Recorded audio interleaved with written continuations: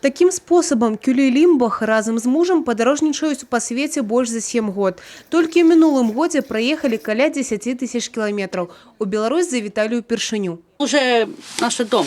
Как в других, может быть, дача есть, они местные, а мы едем все время в другом месте.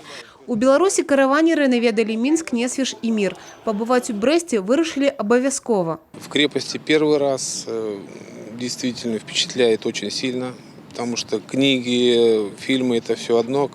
На самом деле это маленько все по-другому. Через душу, если пропустить, то это ощущения маленько другие, конечно. Крепость мы больше даже посещаем для детей, чтобы у них была память. Потому что мы в прошлом, 2 года назад мы их возили в Волгоград, показываем фильмы про войну.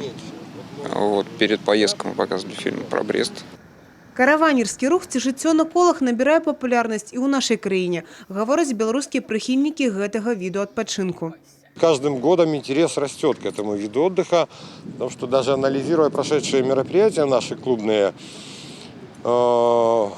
белорусов, количество приезжающих на вот эти фестивали с каждым годом растет.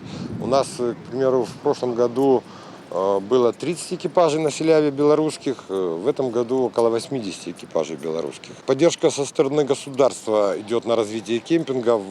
Сегодня можно ту же землю получить бесплатно на строительство кемпинга, большие налоговые льготы. Падарожнікі кажуць, у Брэст яны абавязкова вярнуцца. Евгения Мороз, Тигран Акопян, телерадиокомпания «Брест».